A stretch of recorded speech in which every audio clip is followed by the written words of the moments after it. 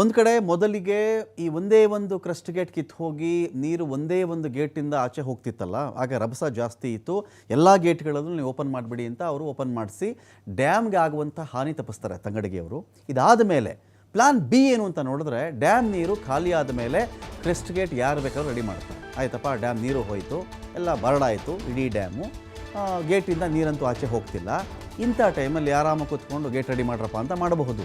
ಆದರೆ ಡ್ಯಾಮ್ ನೀರು ಉಳಿಬೇಕು, ನಮಗೆ ಗೇಟು ಆಗಬೇಕು, ಆ ರೀತಿಯಲ್ಲಿ ಕೆಲಸ ನಡಿಬೇಕು ಅಂತ ಬಂದಾಗ ಪ್ಲಾನ್ ಬಿ ರೆಡಿ ಆಗುತ್ತೆ.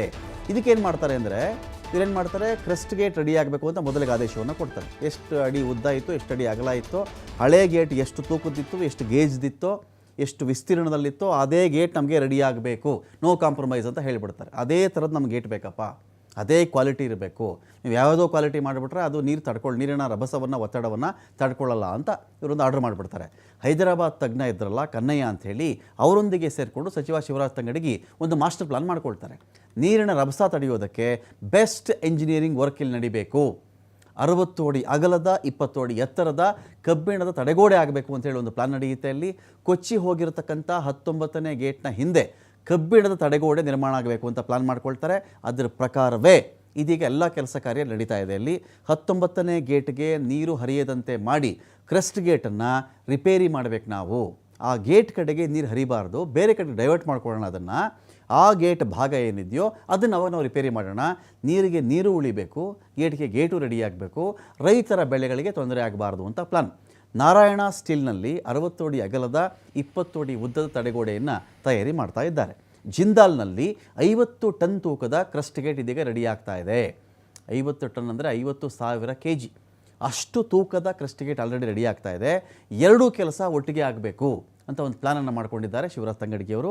ಆ ಮೂಲಕವಾಗಿ ಸದ್ಯಕ್ಕೆ ರೈತರಿಗೆ ನೀರು ಉಳಿಬೇಕು, ಡ್ಯಾಮು ಸುರಕ್ಷಿತವಾಗಿರಬೇಕು, ಆಗಿರತಕ್ಕಂಥ ಹಾನಿ ಕೂಡ ತಪ್ಪಬೇಕು. ಎಲ್ಲ ಪ್ಲಾನ್ಗಳನ್ನು ಕೂಡ ತಂಗಡಗಿ ಮಾಡ್ತಾ ಇದ್ದಾರೆ.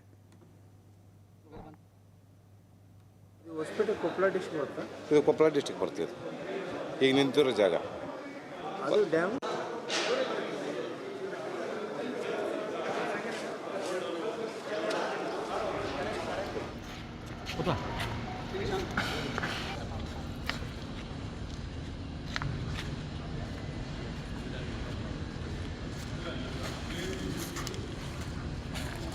ತಂಗಡಿಗೆಯವರು ಅವೆಲ್ಲ ಸ್ಪಾಟ್ ಹೋಗಿದ್ದಾರೆ. 3 ದಿನಗಳಿಂದ ಸ್ಪಾಟ್ ಬಿಟ್ಟು ಕದಲ್ತಾ ಇಲ್ಲ ಶಿವರಾಜ್ ತಂಗಡಗಿಯವರು. ಅಲ್ಲಿ ಬರ್ತಿದ್ದಾರೆ. ಈ ಕ್ರಸ್ಟ್ ಗೇಟು ನಮಗೆ ರೆಡಿ ಆಗಬೇಕು, ಅದೇ ಗೇಜ್ ಇರಬೇಕು, ಅದೇ ಎತ್ತರ, ಅದೇ ವಿಸ್ತೀರ್ಣ, ಎಲ್ಲೂ ಕಾಂಪ್ರಮೈಸ್ ಇಲ್ಲ ಈ ಒಂದು ವಿಚಾರದಲ್ಲಿ.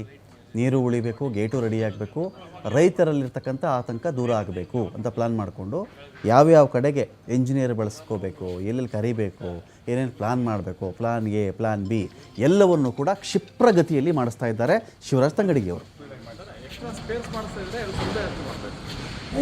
ಸರ್, ಈಗ ನಾನು ನಿಮ್ಗೆ ಹೇಳಿದ್ದೆಲ್ಲ, ಇಲ್ಲಿ ಇದೊಂದೊಂದು ಕೆಲಸ, ಇಲ್ಲಿ 3, ಅಲ್ಲಿ 2, ಇಲ್ಲಿ ಹಾಂ, ಅದೇ ಒಂದು ಇಂಜಿನಿಯರಿಂಗು ಹಿಂದೂಸ್ತಾನ್ ಇಂಜಿನಿಯರಿಂಗ್ನಾಗ 2 ಮಾಡಿಸ್ತಾ ಇದ್ದೀವಿ. ನಾರಾಯಣ ಇಂಜಿನಿಯರಿಂಗ್ 3 ಮಾಡಿಸ್ತಾ ಇದ್ದೀವಿ.